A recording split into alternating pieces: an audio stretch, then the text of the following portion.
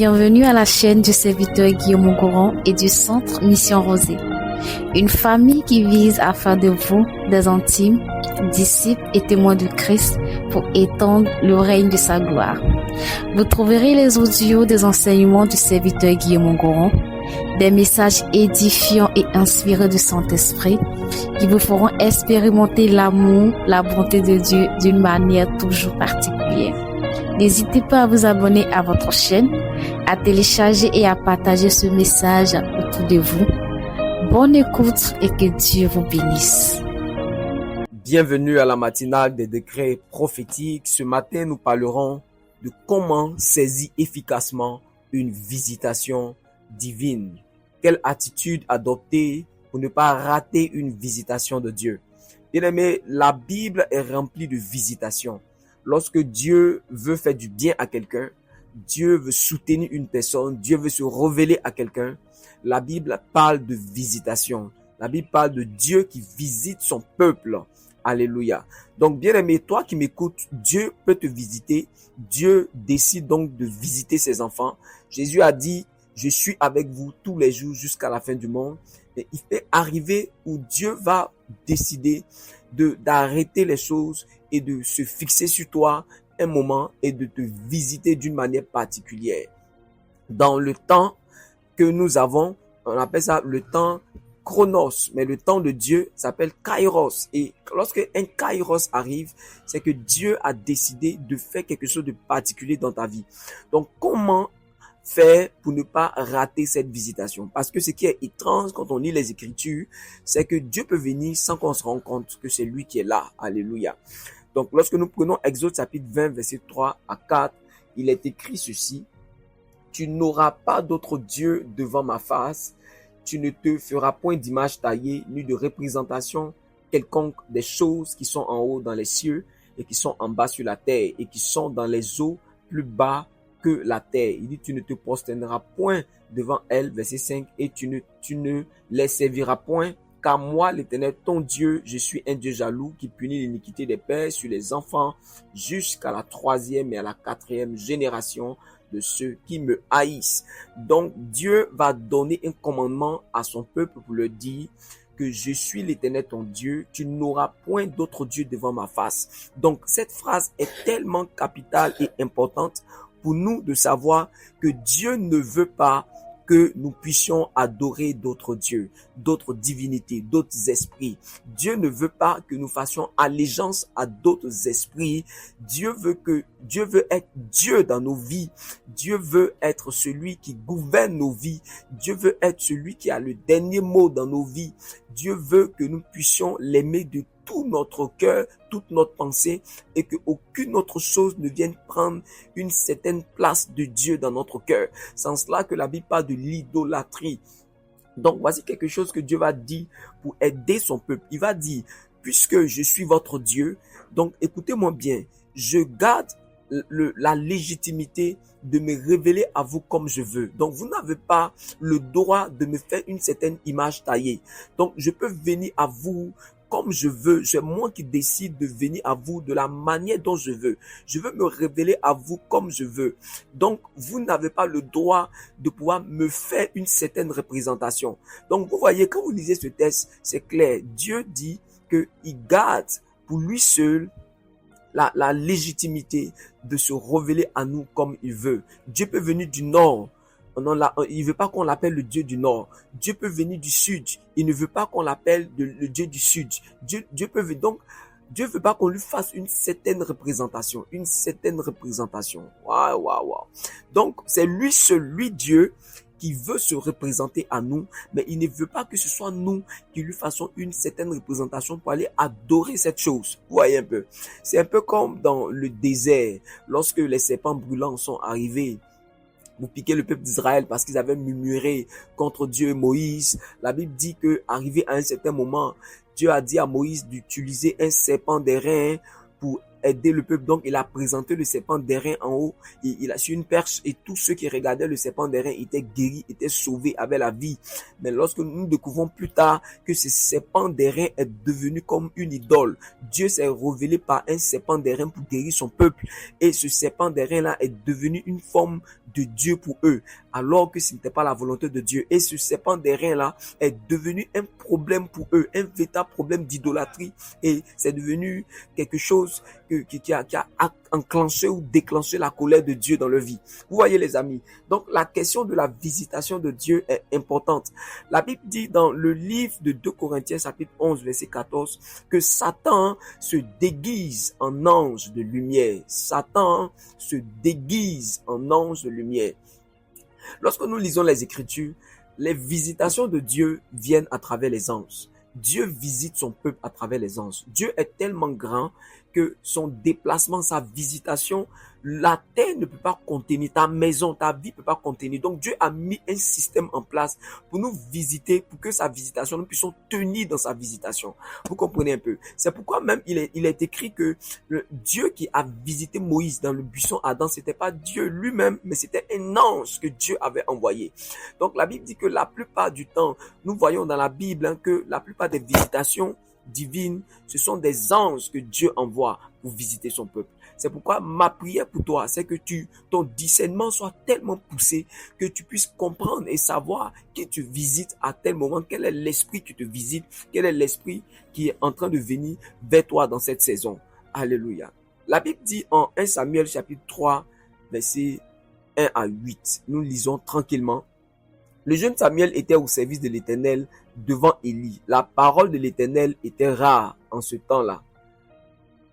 Et les visions n'étaient pas fréquentes. En ce temps, Élie, qui commençait à avoir les yeux troubles et ne pouvait plus voir, était couché à sa place. La lampe de Dieu n'était pas encore éteinte et Samuel était couché dans le temple de l'Éternel où était l'arche de Dieu. Voyez, donc voici que Samuel était un serviteur qui apprenait à servir Dieu, un jeune qui apprenait à servir Dieu auprès d'un homme de Dieu qu'on appelle Élie, d'un sacrificateur. Et c'était dans une période où les gens ne recevaient plus de vision, la parole de Dieu se faisait rare. C'est comme s'il n'y avait plus de visitation divine. Il n'y avait plus de visitation divine. Dieu ne visitait plus son peuple pendant ce temps. Donc ce jeune homme-là qui dormait dans le temple à côté de l'arche de l'alliance, qui est le symbole de la présence de Dieu, on va dire.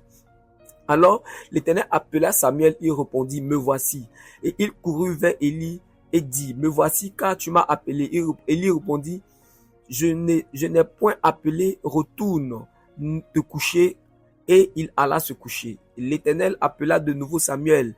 Et Samuel se leva, alla vers Élie et dit, me voici, tu m'as appelé. Élie répondit, je n'ai point appelé, mon fils, retourne te coucher. Samuel ne connaissait pas encore l'Éternel et la parole de l'Éternel n'avait pas encore été révélée, ne lui avait pas encore été révélée. L'Éternel, verset 8, l'Éternel appela de nouveau Samuel pour la troisième fois et Samuel se leva et alla vers Élie et dit, me voici car tu m'as appelé. Voici la phrase qui est importante dans tout ce que nous avons lu. Il avait dit, Élie comprit que c'était l'Éternel qui appelait l'enfant. Vous voyez, il y a eu un discernement de l'homme de Dieu. Le sacrificateur Élie a discerné que c'était l'Éternel. Vous voyez, cette phrase-là marque toute la différence dans ce que nous sommes en train de dire ce matin. C'est que voici un esprit qui cherchait à rentrer en contact avec le jeune Élie. Un esprit qui essayait de communiquer avec le jeune, Samuel. Samuel ne connaissait pas encore l'Éternel. Il ne savait pas qui était Dieu. Il n'avait pas une connaissance de Dieu. Et la parole de l'Éternel aussi ne lui avait pas encore été révélée. Donc, il ne connaissait pas Dieu, les amis. Et voici que son père spirituel, son pasteur en ce temps, auprès de qui il apprenait à servir Dieu, est un homme qui connaît Dieu, est un homme qui connaît la parole de Dieu, est un homme qui a une certaine connaissance, qui a servi Dieu pendant des années. Donc cet homme-là a un discernement élevé, a compris, la Bible dit, il a eu la compréhension, ça veut dire, il a eu la révélation, il a eu la lumière, il a eu le discernement que c'était l'Éternel qui appelait l'enfant. Bien aimé, lorsque Dieu vient te visiter. Tu dois discerner, tu dois avoir la lumière et la révélation que c'est Dieu qui arrive. Ça, c'est un point. C'est un point. Donc, regardez quelque chose. L'une des manières de discerner une visitation divine, de savoir que c'est Dieu qui te visite, c'est d'avoir quelqu'un dans ta vie qui a une certaine compréhension des choses spirituelles, qui peut te discerner, qui a un discernement poussé, un père spirituel, un pasteur, mais quelqu'un dans ta vie qui peut te dire que c'est Dieu qui te visite. Vous savez, Satan, comme on l'a dit dans 2 Corinthiens 11-14, la Bible dit en cela, Satan se déguise comme un ange de lumière. Se déguise, ça veut dire Satan peut porter un habit, et il peut venir comme si c'était Dieu qui te visitait. Donc, si tu n'as pas discerné, si tu n'as pas compris que c'est Dieu qui te visite, bien aimé, tu es foutu, parce que c'est Satan qui va te visiter, c'est Satan, tu vas ouvrir ta vie à Satan. Jésus a dit une chose, il a dit en Apocalypse, chapitre 3, je crois, verset 20, il dit, je me tiens à la porte, je frappe, si quelqu'un entend ma voix et ouvre, j'entrerai chez lui, je souperai avec lui et lui avec moi. Le même Jésus qui parle de la voix, il dit en Jean chapitre 10, il dit, mes brebis entendent ma voix, elles me connaissent, elles entendent ma voix et elles me suivent. Voyez, donc, en plus d'avoir quelqu'un dans ta vie qui est capable de discerner la voix de Dieu, il faut que tu aies un cœur de brebis, quelqu'un qui a un cœur qui est prêt, qui connaît, qui a une certaine relation avec le Seigneur. Il dit, mes brebis connaissent ma voix, elles l'entendent et elles me suivent. Les brebis du Seigneur, ceux qui ont fait allégeance à Jésus, ceux qui ont fait allégeance au Seigneur. La Bible dit en Jean chapitre 1 verset 17 à 18 que personne n'a jamais vu Dieu, mais le Fils unique qui est dans le sein du Père nous l'a fait connaître. La révélation de Dieu là, ça vient par Jésus-Christ de Nazareth. Si tu n'es pas une brebis de Jésus, ça sera difficile pour toi de connaître une visitation de Dieu, de connaître que c'est Dieu qui est en train de te visiter. Vous voyez, le monde spirituel est un monde dangereux. Nous voyons ici que dans le livre de Samuel, que Élie, le jeune Samuel, entend une voix qui lui parle, une voix qui l'appelle. La nuit, il est couché, il y a une voix qui l'appelle. Samuel, Samuel. Si c'est toi qui entends une telle voix, tu as dit, oh, c'est Dieu qui m'appelle. Mais il est parti voir papa Élie parce qu'il savait qu'il ne connaissait pas suffisamment. Il savait qu'il servait un Dieu, mais il servait un Dieu qu'il ne connaissait pas. Il servait un Dieu dont il n'avait pas encore reçu de parole de ce Dieu-là. Donc, il va voir papa Élie pour dire, mais tu m'as appelé. Déjà même, il comprenait pas ce qui se passe. Il entend une voix. Il pense que c'est papa Élie qui l'appelle. Qui sait peut-être que la voix là a utilisé même la voix de son papa Élie, son père spirituel, son pasteur, son berger. Donc, c'est le berger maintenant. La Bible dit, Élie comprit que c'était l'Éternel qui appelait l'enfant. Je déclare dans ta vie que dans cette saison, Dieu t'envoie quelqu'un, un berger, que tu t'accroches à un père spirituel, à un pasteur, qui a un discernement poussé pour t'aider à reconnaître les visitations de Dieu.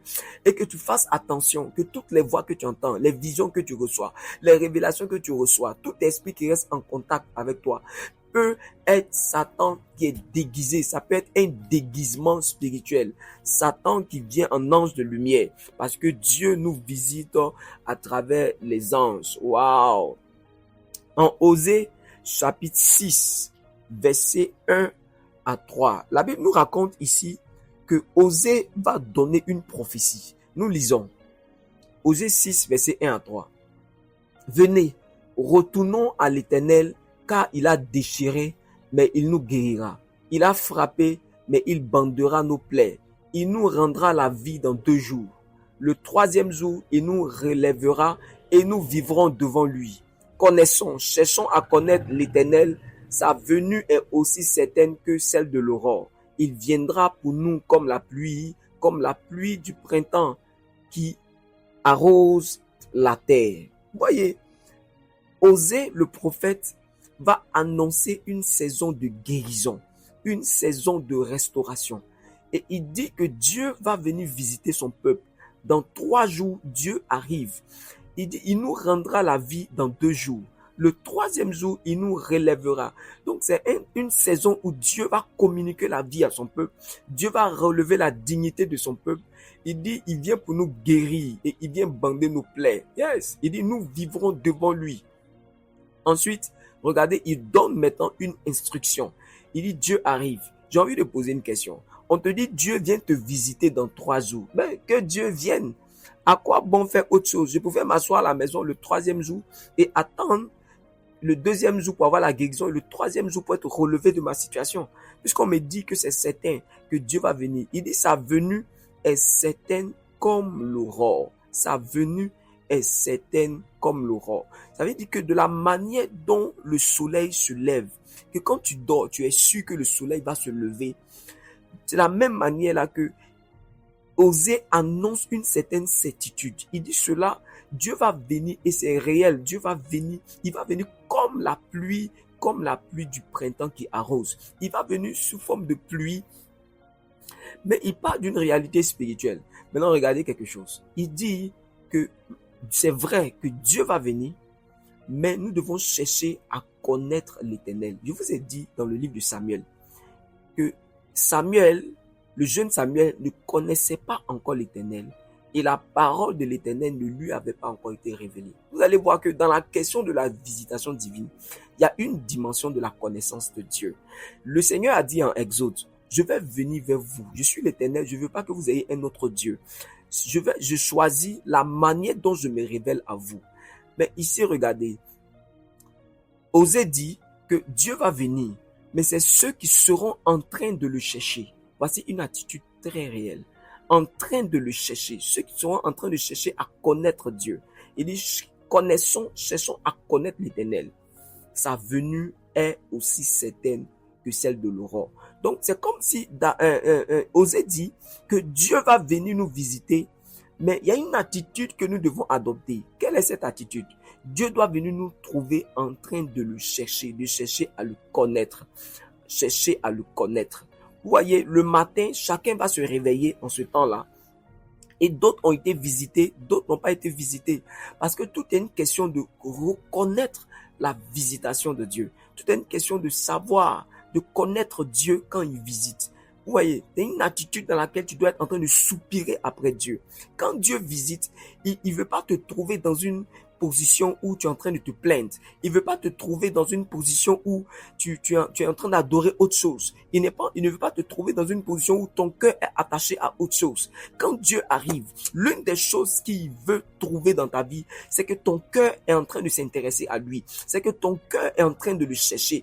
Quand Dieu vient te trouver et que tu es dans cette attitude de cœur, cette attitude spirituelle où tu as soif de Dieu, où tu es en train de chercher Dieu, où Dieu a un intérêt particulier pour toi dans cette saison, bien aimé, tu ne rateras pas la visitation divine. La visitation de Dieu ne passera pas à côté de toi. Si Dieu a décidé de te guérir, il veut que tu as un cœur qui désire le voir, un cœur qui désire le connaître, un cœur qui désire le chercher, un cœur qui soupire après Dieu, la connaissance de Dieu. Bien aimé, la visitation de Dieu respecte un certain nombre de principes. C'est pourquoi vous allez voir que la plupart du temps, lorsque Jésus-Christ de Nazareth voulait guérir des gens, il cherchait quelque chose, la foi. La foi, c'est quoi? La foi, c'est une attitude de cœur qui compte sur Dieu, une attitude de cœur qui est concentrée sur Dieu, uniquement sur Dieu, qui désire expérimenter la puissance de Dieu, et une soif qui est dans le cœur de cette personne. Jésus a dit en Jean chapitre 7, il dit, vous qui avez soif là, venez aux eaux, venez aux eaux. Il parlait du Saint-Esprit. Il dit des fleuves d'eau vive vont couler en vous. La Bible dit aspirer aux dons les meilleurs. Il y a une manière de soupirer après Dieu. Il y a une manière de désirer Dieu qui fait que ça nous permet de pouvoir expérimenter une certaine visitation. Je vais dire à quelqu'un, tu vis une situation difficile, tu vis une situation, au lieu de te lamenter, osez dire cherche l'Éternel. Regardez quelque chose. Ce sont des gens qui ont été déchirés. Il dit, venez, retournons à l'Éternel, car il a déchiré. Donc, les gens sont blessés. Il dit, mais il nous guérira. Il dit, il a frappé. Des gens qui ont été frappés, des gens qui vivent, qui ont mal, les gens qui ont des douleurs, qui vivent des afflictions. C'est à ces gens-là que Osée dit, cherchons à connaître l'Éternel. Ça veut dire que tu es en train de vivre ton affliction, c'est vrai. Mais quelle est l'attitude? Est-ce que tu dois être en train de te plaindre? Non, tu dois être en train de soupirer après le Seigneur, dans la prière, dans la connaissance. Tu dois avoir une certaine foi qui est concentrée sur lui. Alléluia, pour expérimenter la visitation de Dieu. Nous allons prendre deux cas. Luc chapitre 7, verset 12 à 16. La Bible nous explique une histoire. Nous lisons. Lorsqu'il fut près de la porte de la ville, voici on portait en terre un homme, un mort, fils unique de sa mère, qui était veuve. Il y avait avec elle beaucoup de gens de la ville. Le Seigneur, l'ayant vue, fut ému de compassion pour elle et il lui dit, ne pleure pas. Il s'approcha et toucha le cercueil et ceux qui le portaient s'arrêtèrent. Et il dit, jeune homme, je te le dis, lève-toi. Et le mort s'assit et se mit à parler. Jésus le rendit à sa mère. Tous furent saisis de crainte. Ils glorifiaient Dieu et disant, un grand prophète apparut parmi nous. Dieu a visité son peuple. Cette parole sur Jésus, verset 17, se répandit dans toute la Judée et dans tout le pays d'alentour. Alléluia. Vous voyez un peu ici, voici un cas d'espèce où Dieu, on va dire Jésus-Christ de Nazareth, va visiter une ville qu'on appelle la ville de Naïm, dans laquelle Jésus entre dans cette ville et il trouve un ensemble de personnes qui vont enterrer le fils d'une femme qui est veuve. Et Jésus-Christ de Nazareth eut compassion et il va dire ne pleurez pas. Il s'approcha et toucha le cercueil et l'enfant s'est réveillé. Voici ce que les gens vont dire. La Bible dit tous furent saisis de crainte. Vous voyez, voici une attitude. Tous furent saisis de crainte. Ils glorifiaient Dieu, disant un grand prophète apparu parmi nous et Dieu a visité son peuple. Donc ici, il dit Dieu, ils ont reconnu que c'est une visitation. Ils ont reconnu que c'était une visitation. La Bible dit, cette parole donc s'est répandue dans toute la Judée et dans tout le pays d'alentour. Voyez un peu, voici que Jésus-Christ de Nazareth entre dans une ville et il visite cette ville-là et cette femme, ce groupe de personnes qui partaient enterrer le fils de la femme, cette veuve va recevoir un miracle, une visitation. Donc ici, la Bible dit, ils ont commencé à glorifier Dieu. Ils ont été saisis d'une certaine crainte de Dieu, une certaine crainte respectueuse, un certain respect pour Jésus. Ils ont dit, Dieu a visité son peuple. Vous voyez, voici un premier cas ici. Des gens qui reçoivent Jésus et ils reçoivent la résurrection, ils reçoivent le miracle. Et Dieu réussit. Je vais dire, quelque chose se passe. Ils reçoivent la visitation, une résurrection puissante, un témoignage puissant que cette maman-là a vécu. Surtout que la Bible dit que c'était son fils unique. Ils ont laissé Jésus-Christ de Nazareth toucher. Ils ont reconnu après que c'était Dieu qui les avait visités. Ils ont compris que c'était une visitation de Dieu et ils ont commencé à adorer, glorifier le Seigneur.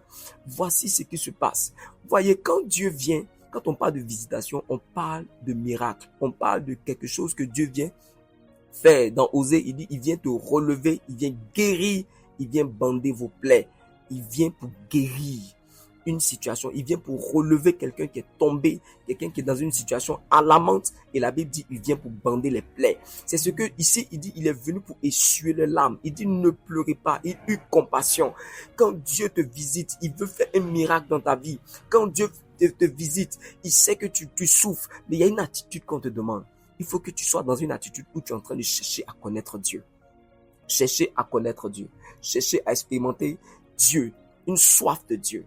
Tu ne dois pas être en train de te lamenter. Tu ne dois pas être en train de pleurer. Tu ne dois pas être en train de pleurer, en train de t'apitoyer sur ton sort. C'est une mauvaise attitude qui va aggraver ta situation, qui va te détruire, bien-aimé. Luc chapitre 19, verset 37 à 44. Nous allons atterrir avec ce texte. Luc 19, verset 37 à 44. Ici, il est question de la ville de Jérusalem. Nous lisons les Écritures. Et lorsque déjà il approchait de Jérusalem vers la descente de la montagne des Oliviers, toute la multitude des disciples, saisis de joie, se mit à louer Dieu et à haute voix pour tous les miracles qu'ils avaient vus. Il disait, béni soit le roi qui vient au nom du Seigneur, paix dans le ciel et gloire dans les cieux très hauts. Quelques pharisiens du milieu de la foule dirent à Jésus, Maître, reprends tes disciples. Et il répondit, je vous le dis, s'ils se taisent, les pierres crieront. Comme il approchait de la ville, Jésus, en la voyant, pleura sur elle et dit, regardez quelque chose. Il s'approche de Jérusalem. Et la Bible dit que Jésus va commencer à pleurer sur cette ville. Et écoutez bien ce que Jésus va dire, qui doit nous interpeller. Il dit, si toi aussi, au moins en ce jour qui t'est donné, Vous savez, la visitation de Dieu est un don. C'est comme un jour que Dieu décide de venir te voir, de venir te faire du bien. Le jour où Dieu va venir te faire du bien, là, c'est ton temps kairos. C'est ton temps kairos. C'est comme si le ciel a décidé que c'est ton don. C'est le jour où Dieu te donne la grâce de recevoir une certaine touche de sa part. Il dit, si tu connaissais en ce jour qui t'a été donné, les choses qui appartiennent à ta paix, mais maintenant elles sont cachées à tes yeux. Il viendra sur toi des jours où tes ennemis t'environneront de tranchées et t'enfermeront et te serreront de toutes parts. Ils te détruiront, toi et tes enfants, au milieu de toi. Ils ne laisseront pas en toi pied sur pied parce que tu n'as pas connu le temps où tu as été visité. Vous voyez, voici que il dit le temps où tu as été visité. Donc ça veut dire que Jésus est venu dans cette ville, mais ils n'ont pas reconnu le temps où ils ont été visités. Et qu'est-ce que Dieu venait faire? Il dit, il venait leur révéler les choses qui appartiennent à leur paix, les choses qui doivent contribuer à leur repos, à leur guérison, à leur restauration, à leur relèvement, à leur bénédiction. Dieu est venu, mais il dit, tu n'as pas connu le temps où tu as été visité. Et il dit, pourquoi? Pourquoi? Parce que Jérusalem n'était pas prête. Jérusalem ne se préparait pas. Jérusalem a méprisé la visitation de Dieu. Alors que Dieu avait décidé, Jésus-Christ avait décidé de venir visiter ce peuple. Ils n'ont pas accueilli comme il se doit. Ils n'ont pas reçu, ils n'ont pas compris, ils n'ont pas connu. Il dit, ce jour qui t'a été donné, ce jour-là, tu devrais connaître les choses qui contribuent à ta paix, mais elles sont cachées à tes yeux. Bien, mais vous voyez, là où vous êtes là, la solution pour votre problème là est cachée à votre Dieu. Vous ne savez pas. Quand Dieu vient vous visiter, l'une des choses qu'il fait, c'est de vous révéler les choses. C'est de vous révéler. On a vu que lorsque Dieu s'est révélé à Samuel, le petit Samuel, il lui a donné des révélations, il lui a donné des paroles. Vous voyez un peu. Donc, l'une des choses que Dieu fait quand il nous visite, c'est de nous montrer les choses qui doivent nous aider à être guéris, de nous montrer les choses qui vont nous aider à être restaurés.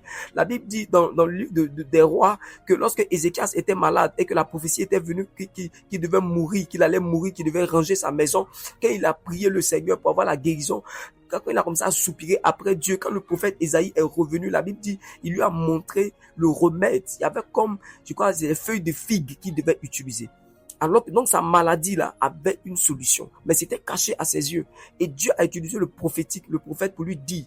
Donc Dieu a décidé de rallonger ta vie. Donc Dieu a décidé de te visiter. Et qu'est-ce que Dieu va faire? Dieu va montrer que c'est avec des feuilles de figue que sa maladie peut être guérie. Ça veut dire que la solution du mal qui devait le tuer était là, mais c'était caché à ses yeux. C'était caché. Donc, dans l'ignorance, il allait mourir. Il allait mourir parce que le ciel avait décidé que lui, c'était fini pour lui. Bien aimé, lorsque une situation décide que c'est fini pour toi, ça c'est une chose, c'est que c'est Dieu seul qui peut révéler le secret qui est caché derrière ta solution.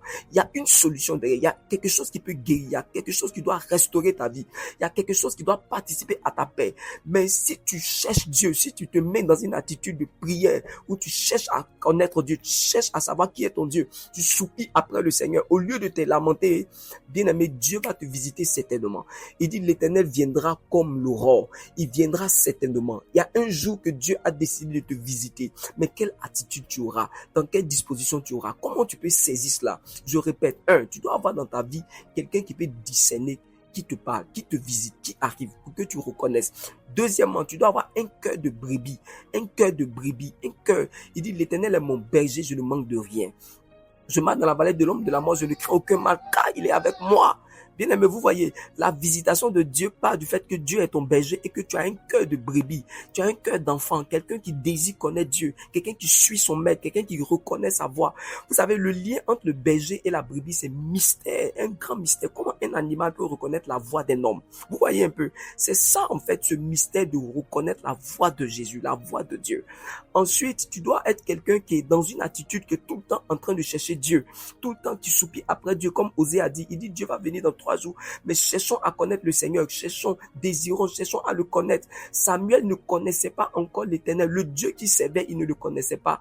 Toi, tu es là, tu penses que tu connais Dieu. Tu dois avoir dans ta vie quelqu'un qui va t'aider. Toi, tu es là, tu penses que tu connais Dieu. Tu dois avoir un cœur pour suivre Jésus, un cœur de brebis pour te laisser guider par le Seigneur. Qu'on te prenne par la main, qu'on t'aide à avancer. Tu dois avoir un berger dans ta vie. Tu dois être quelqu'un qui aime Jésus. Alléluia. Et enfin, tu dois être quelqu'un qui a le discernement profond, qui peut reconnaître une visitation de Dieu. Beaucoup de personnes ont été visitées comme Jérusalem. Et maintenant, regardez quelque chose. Il dit, comme tu n'as pas connu le temps de ta visitation, tes ennemis sont à ta porte. Ils viennent pour te détruire. Ils viennent pour t'accabler. Ils viennent pour envoyer tes enfants en captivité. Alors que Dieu devait arrêter ça. Dieu venait pour ne pas que cette chose arrive dans ta vie, pour ne pas que tu sois détruit, mais tu n'as pas reconnu le temps où Dieu t'a visité. Beaucoup de distractions. Beaucoup de personnes sont distraites aujourd'hui. Elles ne peuvent pas capter pourquoi. Les gens ne sont pas concentrés. Les gens ne cherchent pas Dieu. Les gens ne sont pas alertés du fait que Dieu s'intéresse à leur vie. Bien aimé, que Dieu te bénisse. Va et prie, va et cherche le Seigneur. Va et aie un cœur différent. Que Dieu te bénisse. Au nom de Jésus de Nazareth. Amen.